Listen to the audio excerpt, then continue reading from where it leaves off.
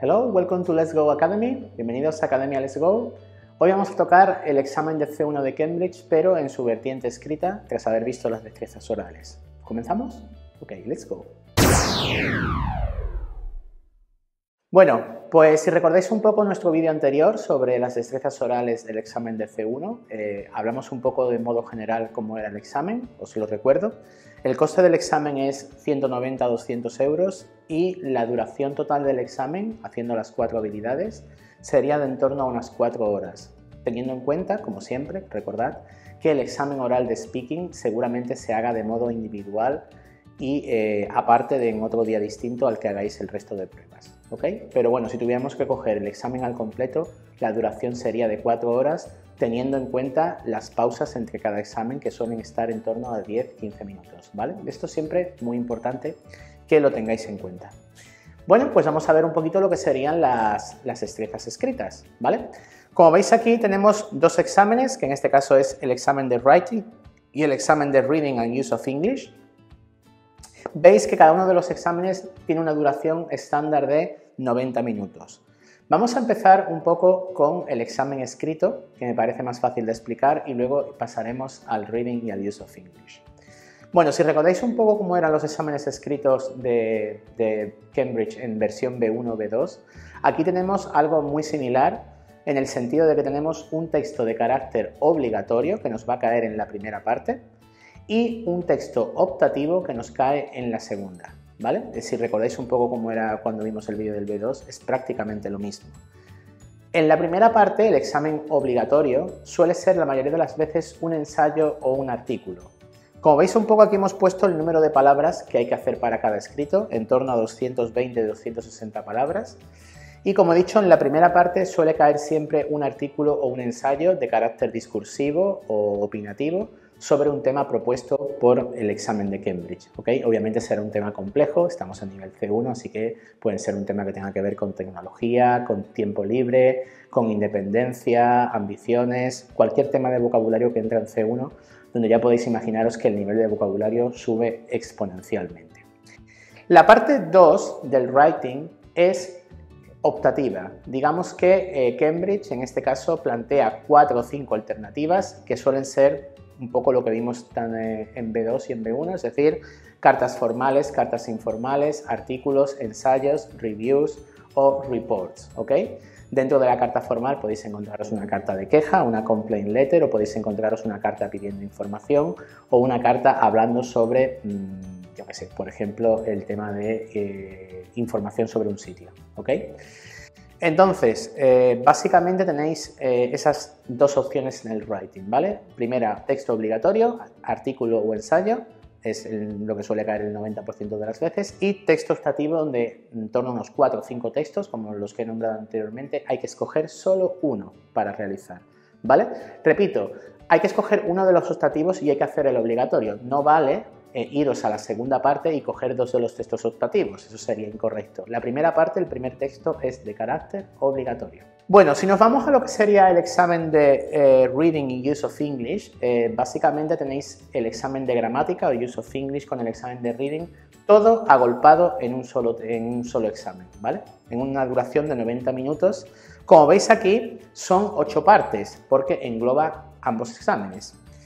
56 preguntas a resolver. Ya os podéis imaginar que en este examen hay que ir deprisa, no, volando, para que en esos 90 minutos dé tiempo a rellenar todas las partes, ¿de acuerdo?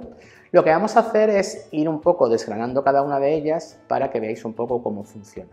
Bueno, como he dicho, el examen se hace junto el Reading y el Use of English.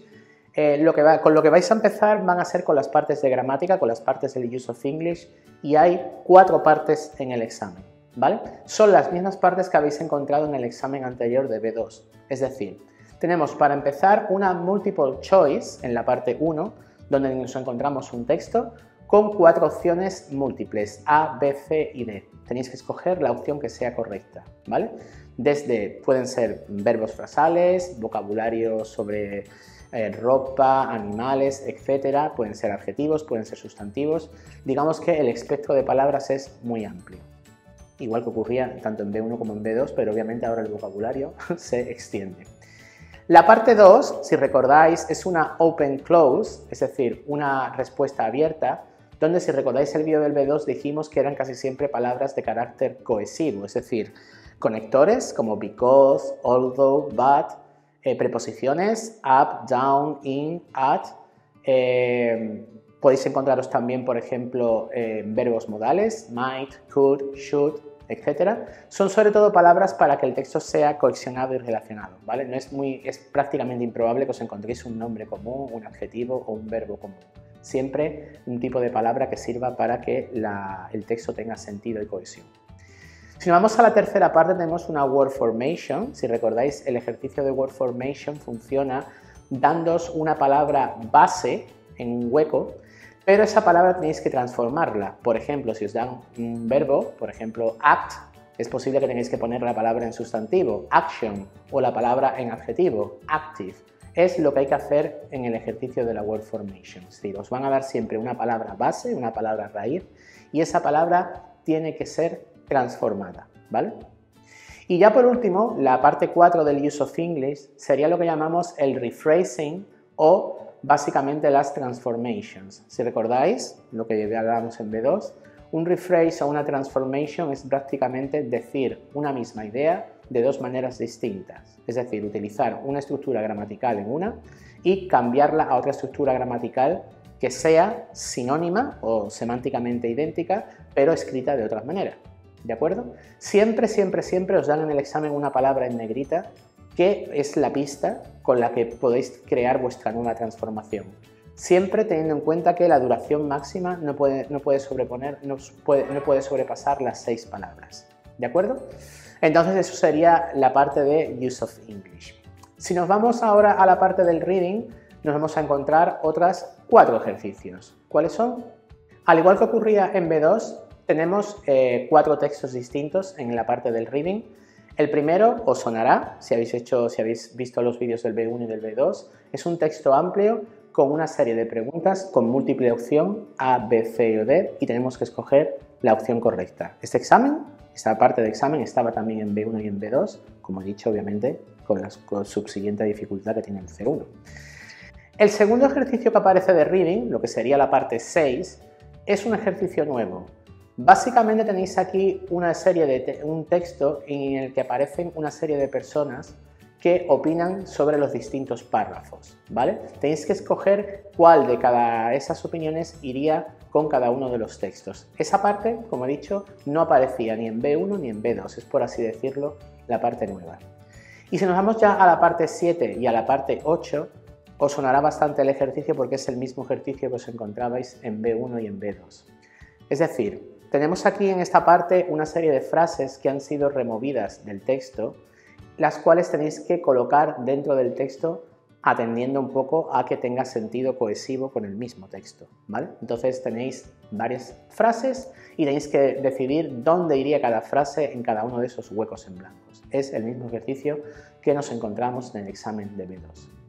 Y por último, la parte 8, si recordáis, también os sonará de B2 porque es un ejercicio que también aparece ahí.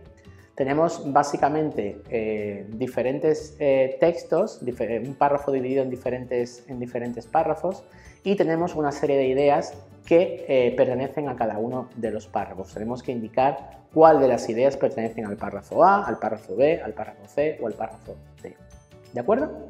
Bueno, pues como veis es un examen muy largo, es lo que llaman los ingleses una endurance test, un test de resistencia. Hora y media, 56 preguntas, gramática y reading todo unido.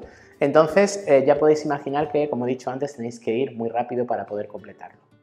Bueno, pues esto ha sido un poco todo. Espero que os haya gustado. Como siempre, darle al like al vídeo si ha sido así. Podéis escribirnos cualquier cosa en los comentarios y nos vemos en el siguiente vídeo de Academia Let's Go. Bye bye.